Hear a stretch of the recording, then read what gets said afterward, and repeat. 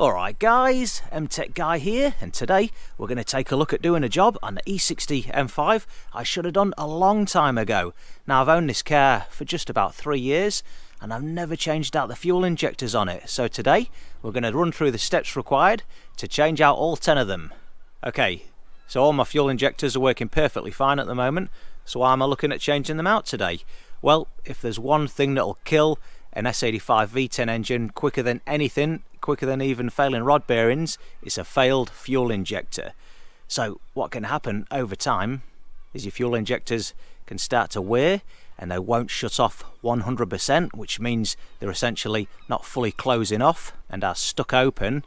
And then what happens when you've been out driving the car and you pull up, you turn the engine off, you've got all that fuel pressure in the fuel lines, in the fuel rails, and what will happen is that fuel will seep through that stuck open injector and end up in the cylinders of the engine, which is not good, because then what happens next time you come out to drive the car, you're going to crank the engine and all that fuel that's sitting in the cylinder, it's not going to compress, so when the crank goes round and pushes the piston up, you're going to hydrolock your engine, and normally the engine will fail at its weakest point, which is normally the connecting rod. It'll bend, and then what happens when the engine goes through its stroke again, the piston will damage the cylinder bore, and you've got a right mess on your hands to deal with then. Now there's not much coming back from that. With an S85 V10 engine, it'll cost you an absolute fortune to try and repair or rebuild the engine. Once that's happened, it's way cheaper just to go out and buy a used second-hand engine, and they ain't cheap on the second-hand market either. And then if you do get a second-hand engine, you're going to want to put a new set of rod bearings in it and a new set of injectors anyway as preventative maintenance. So it's going to cost you a whole heap of money, a whole heap of time, and it's going to be an absolute nightmare of a process to go through. And that's what we're trying to avoid today. It's going to be way cheaper and way easier just to put a new set of fuel injectors in today, and then we ain't going to worry about that for another, 8 to 10 years. So as with most BMWs, especially with the E60 M5, it's all about the preventative maintenance. Alright, so let's take a look at the new parts, the new fuel injectors. Alright, so as you can see, we've got the new injectors here, all 10 of them, and I've gone for the Bosch branded ones. Now Bosch is the OEM manufacturer for BMW, so if you go for the Bosch branded OEM ones, they're going to be exactly the same as if you've gone to the dealer and paid more money for the genuine BMW ones. So this is going to save you a whole heap of money going for the OEM Bosch ones. And we've got one of the brand new ones here, and take a look at that. That's what it looks like, and as you can see, they come with the O-rings already fitted, already, all good to go. And here's the Bosch part number for anyone that's paying attention, and I will leave the Bosch part number and the BMW part number in the description below. And if we take a look at this small image here, as per Bosch's rules and regulations, you're not allowed to fit them unless you're wearing a cap, a pair of dungarees, and be using what looks to be a 56mm spanner. But there's only one problem with this: I don't wear dungarees. Okay, so another thing to consider before we get stuck into the job is the fuel pressure that's currently sitting in them fuel rails, which you're going to have to open up to change the injectors. So you're going to be releasing some of that pressure. Now, there are different ways to go about this. What you'd normally do with a regular BMW is pull the fuse for the fuel pump out and run it until it dies, and then that's just going to bleed off any pressure and any residual liquid at the fuel rails. But it's not a good idea to do that with the S85 engine. They're highly strung enough as it is. You start messing around like that, there is the potential to cause some damage, so we ain't going to do that today. What I find is the best way to go about it is park the car up in a position where you want to work on it the night before and leave it overnight, and that fuel pressure should bleed off from about 6 bars to about 3 bars approximately. So you're going to half the amount of pressure that's in there. There's still going to be some pressure, there's still going to be some liquid, that's inevitable, so you are going to get a bit of a squirt of liquid when you open things up. But if you're prepared for it, you're ready for it, and you've got things in place, it's not a big deal, and you're less likely to cause any damage to your engine doing it this way. But you'll see what's involved when we get into the job. So I've had my car sitting here for a couple of days. That fuel pressure should have reduced somewhat, so we're all good to go. Alright guys, so if we take a look under the bonnet here, under the hood, we can take a closer look at where these injectors live. So there's the fuel rail there that's feeding them. You've got one there and one on the other side, and of course 5 injectors either side of the engine. And if we take a look right down here, you can just about make out the fuel injector right at the front there, so not the most easily accessible part in the engine bay. And to be able to get at them, we've got to start off by removing the intake plenums, and to be able to remove them, we've got to remove the cowling at the front there, the bottom of the windscreen, the cabin air filters, and the 2 air filters here. Alright, let's deplenum the shit out of this engine. Okay, so to start off with, let's lose the weather strip across the front of the windscreen plenum there. Then we've got this centre brace holding these 2 halves of the tray together, so we'll remove that next. Just lift up the tab there, slide it to the left hand side of the car. Then we've got the 2 cabin air filters to remove. So there's a 13mm plastic nut here, just turn it anti-clockwise 90 degrees. And remove the clip at the front here. Tip it towards the windscreen and then out like that. And it's the same deal with this one on the right hand side, but we do have 2 electrical connectors to remove also.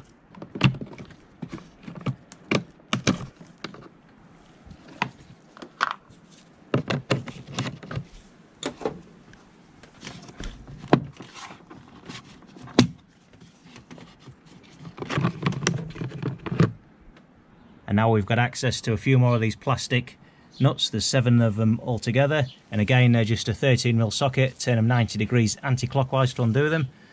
So we are 1, 2, 3, 4, 5, 6, 7.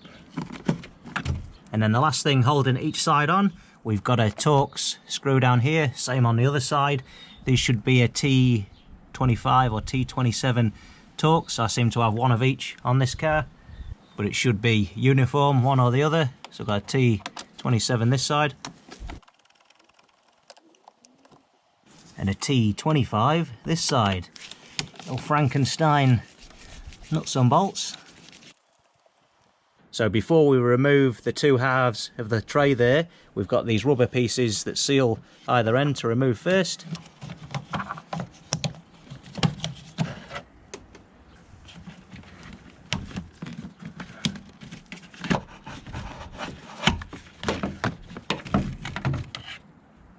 And now we're ready to remove the plastic trays, so it's just a case of lifting it up in the middle there and sliding it away from the corner of the engine bay, just like that.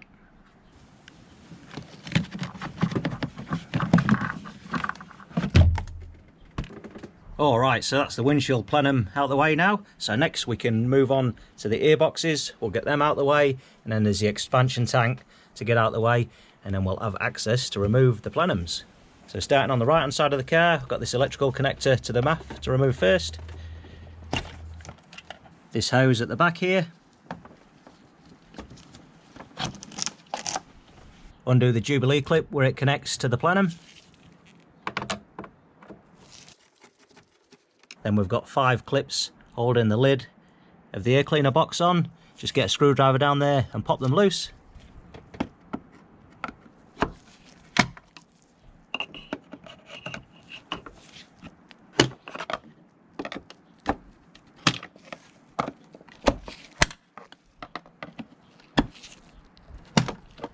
And then down at the front corner here, we've got a 10mm nut to remove.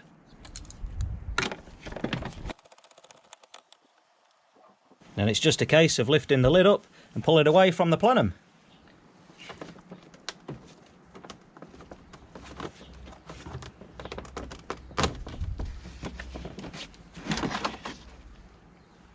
And now that gives us access to another 10mm nut down the back there, and this whole bottom section of the airbox lifts straight up and out.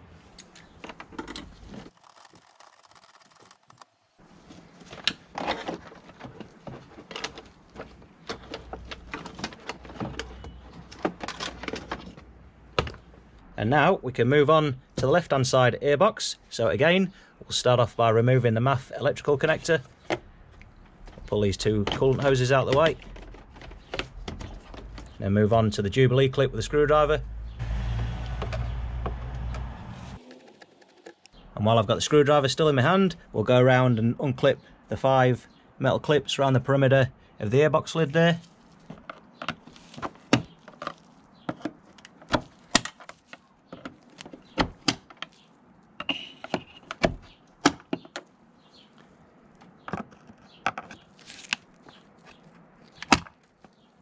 Then we've got the windscreen washer reservoir neck here. There's a little tab there, just pull that out and lift that up and out to unclip it from the lid. And then on this side, I've got a T27 torque screw over here holding the bottom section of the airbox down. Alright, so now we're ready to remove the lid itself.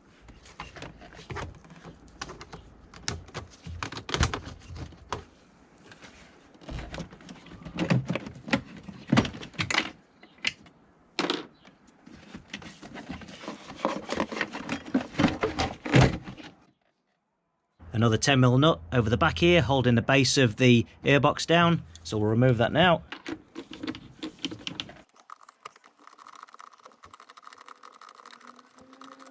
And again, the bottom section of the airbox lifts straight up and out. Just watch that you don't drop any of these metal clips though, because you're going to have a pain in the ass fishing them out later on if you do.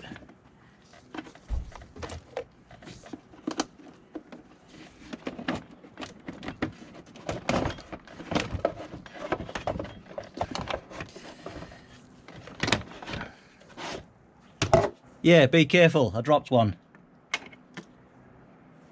Okay, so the last piece of the puzzle here that's in our way to get at the plenums is the expansion tank here. Now this is held in by 2 bolts. They take a 10mm socket, one there, so we're going to remove them bolts and then we're going to lift the expansion tank straight up and out, and then we're going to fold it over and just position it in this void over here so it's out of the way.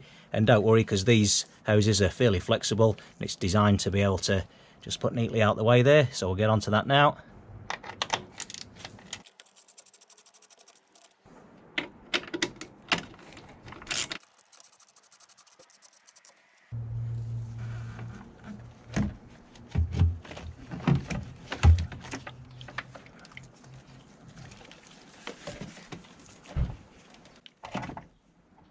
Okay, so now moving on to everybody's favourite job on the E60 M5, intake plenum removal. Now, I have done a previous video specific to just removing the intake plenums. I'll leave a link to it at the top of the screen here. If you've not seen that before, it's worth pausing this video, go and check that out now, and then come back to this video. There's a few good little hints and tips on there. But anyway, I'll just walk through briefly what's required to remove these. So to start off with, if we start with the right-hand side first, we're going to move around to the back here. Got a couple of hoses to remove there. They're just held in by some clips. I've got a Jubilee clip on the back one there, so we'll pull them clips off and we'll remove them to start off with, and then same over the other side down the back here. Alright, so now that we've got the 4 hoses removed off the back of the intake plenums, 2 on either side, next up we can remove this little cable retainer here. Just pull up the plastic clip, that lifts out the way. And then we've got this little black box over the back of the plenum here. Just lift that up and off the back of the plenum. Now there are a couple of hoses right down the back of the plenum hooked onto each one. Now I'm not going to be able to see it with the camera there, they're pretty hidden, but if you stick your hand down there, have a good feel, and there's just a couple of clips to unpinch like that and then slide them off. Just be careful that you don't break the plastic necks though, because if you do, that hose is a real heap of pain to replace later on, so just take your time, go easy. Okay, so now that we've got the hoses around the back disconnected, we can now move on to the 10 throttle body boots that are holding these things down to the throttle bodies. So we're just going to take a long extension and a socket, or you can use a screwdriver. We'll just work through them now, so just back them right off, and then it's time to lift the plenum up and out of the way.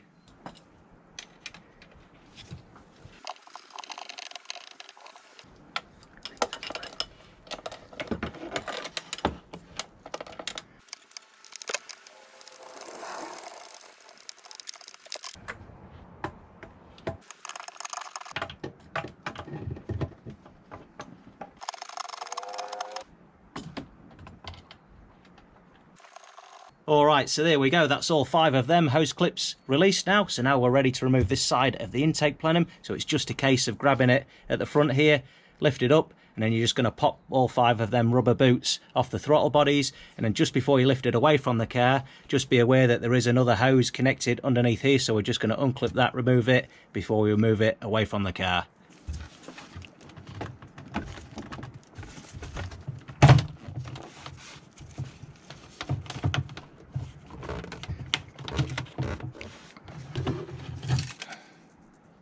And then it's pretty much the same deal on the other side.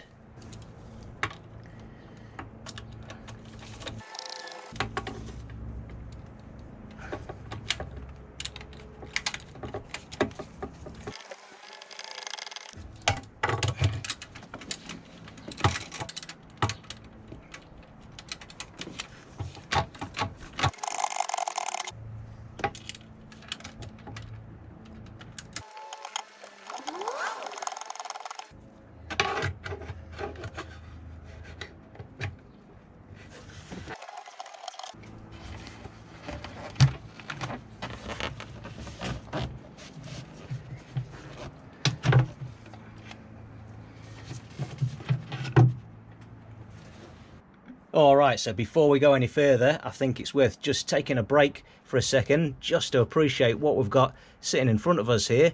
Look at that, all 10 throttle bodies on display, and doesn't that look beautiful? That's a proper engine.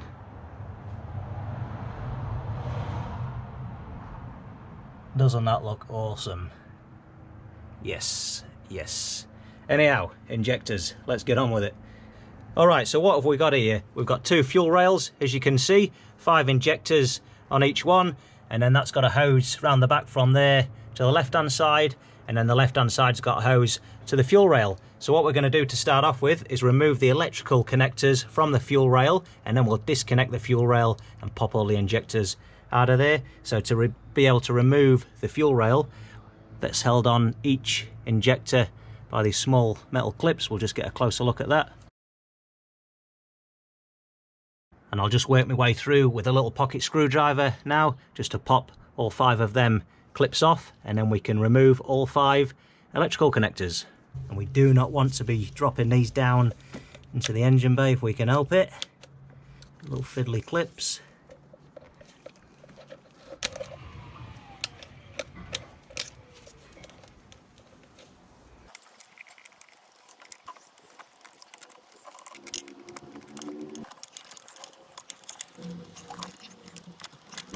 So now that that's unclipped, we can now remove the connectors there. I think what I'll do is just put these clips back in position, so I'm not going to drop them down into the engine bay there. There we go. Now them clips aren't going to end up going walkabout while we're busy with the injectors. Alright, so next up we've got 2 bolts, one there, one over the back there, and that's what's holding the fuel rail down to the engine, so we'll remove them 2 bolts now.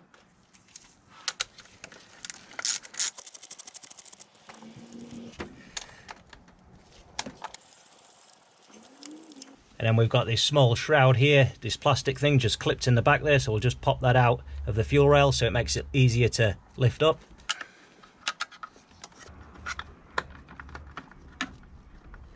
There we go.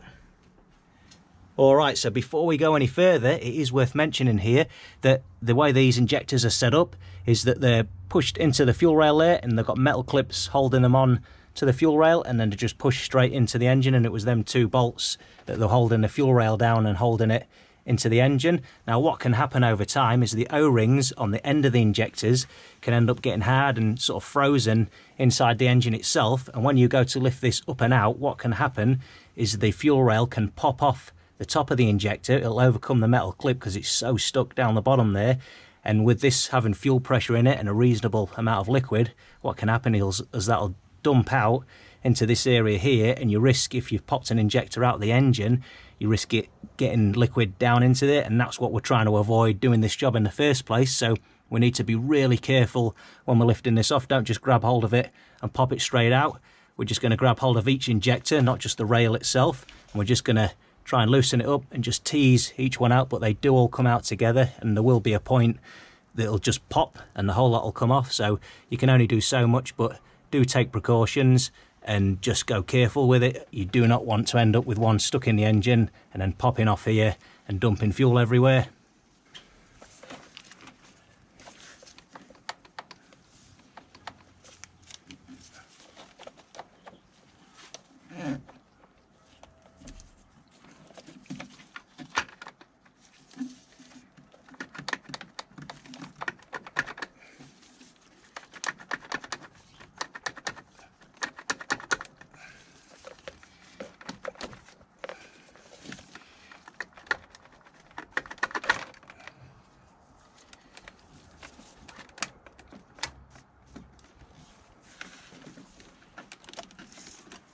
Alright, so check this out. Oh boy, are these looking like they were ready to be changed. Look at the state of that, it's filthy. Alright, so what we'll do now is we'll just work down the rail itself and we'll remove one at a time. So it's just a case of pulling these little spring clips, these metal clips off, pull the injector out, and then we're going to put the new one in before moving on to the next one. Now just be aware, there is going to be some residual pressure here, especially when you pull the first one off. There might be a bit of a spurt of liquid, so I've got a container just to catch any, save it ending up down into the ports there, which we do not want, the open ports where the injectors live. So to remove each injector, it's just a case of pulling off the little metal retaining clip here, slide it out of there, and then before we insert the new one, we're just going to put a little bit of silicone spray around the O-rings just to lube it up so it pops in there nicely, and then we'll reinstall the little metal clip.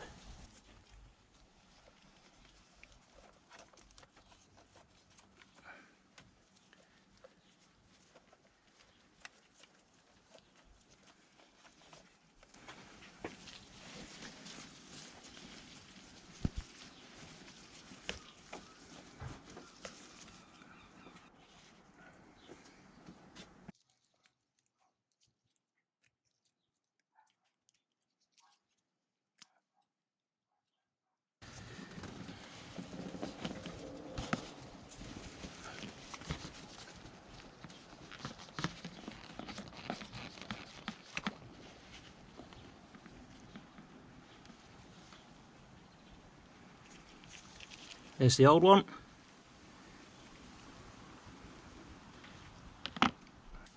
Bit of silicone spray on the new one.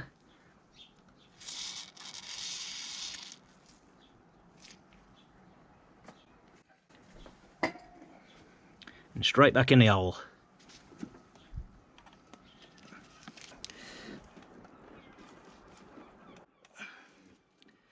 And then back on with the little metal clip. Here we go, that's not going anywhere. Now we'll just repeat the process on the other four.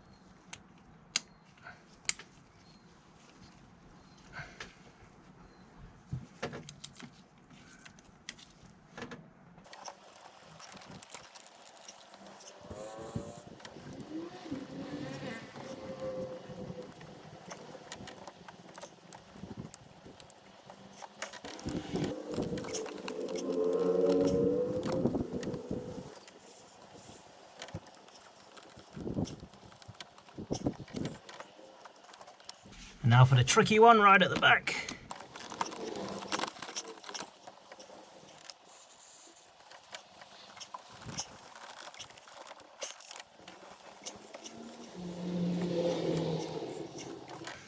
Alright, so there we have the new injectors fitted to the rails now, but it is worth going through before you go any further just to make sure all the clips in the injectors are seated correctly.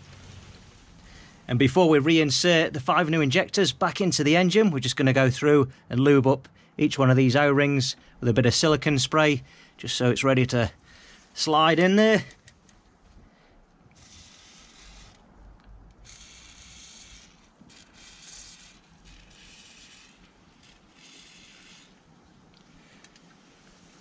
So we'll remove the rags and then we'll reinsert it back into the engine, just being careful that we're not going to knock any muck or dirt down them fuel injector ports. Feel free to go through with a vacuum if you want to start off with, but anyway, just be careful.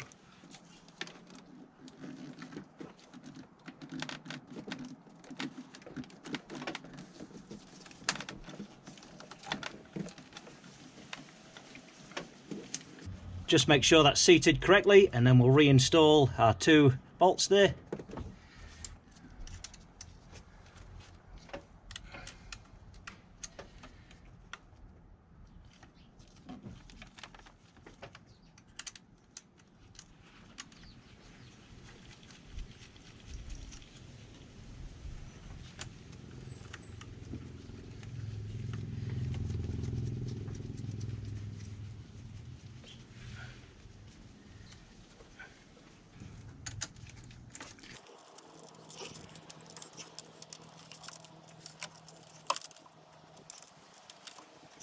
and then back on with the electrical connectors. And if you've reinstalled these little metal spring clips back into the position where they should be seated when they're clicked on, if you put them back in the groove, these should just push straight on and click into position.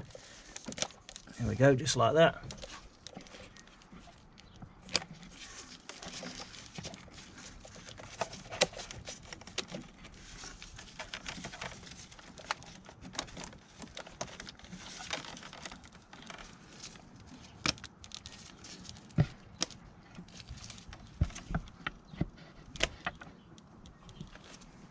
Make sure our little plastic shroud's clipped in there, and then that's that side done, and we'll move on to the next side. Exactly the same procedure. Let's go.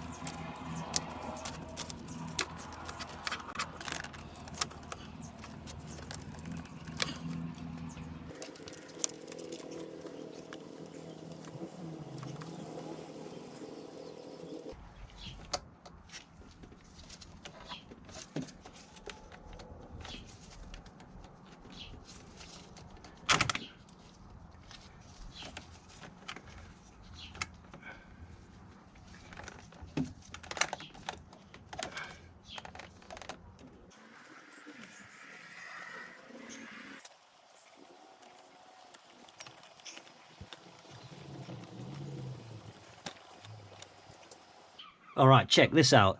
It's the old injector that I just removed. Looking pretty filthy. And there's the shiny new one. Bit of a difference. It's looking pretty black on the nose of it there too. So I'm really pleased I got stuck in and finally getting this job done today. Alright, let's crack on.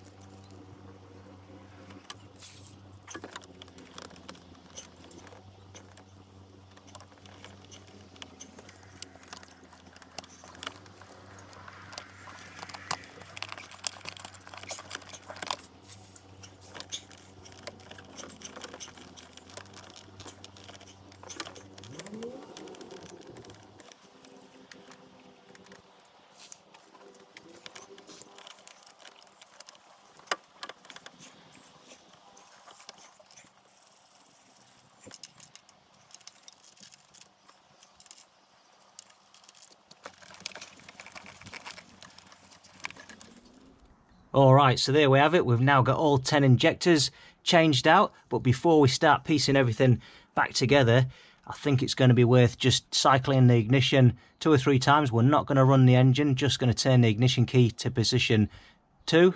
And what that'll do, that'll run the fuel pump momentarily, and that's just going to prime the fuel rails with fuel and then some pressure. So it's worth doing 2 or 3 times. And then what we'll do, while all that fuel pressure's sitting in the rails, we're just going to go along and check each sealing point on the fuel rails and in the engine itself, just to make sure it's all seated correctly, all MO rings are holding pressure and there's nothing leaking. It's better to find out now than when you've got everything back together and you're heading down the road, because you do not want to be setting fire to your S85 V10 or your M5.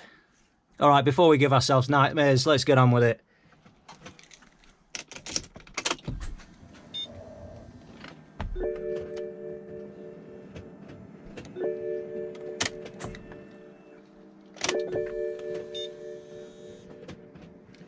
Just hear that fuel pump running momentarily in the back there, under the back seat.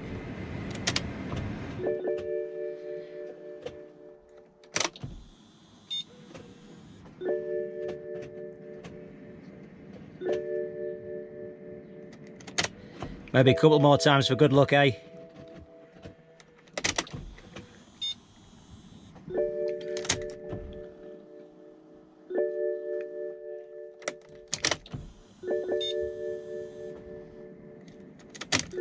Alright, let's go check it out. Well, I would say they're looking pretty good to me. There's no pools of liquid, no wet patches around the sealing points. So, looks like we're good to go, ready to reassemble everything.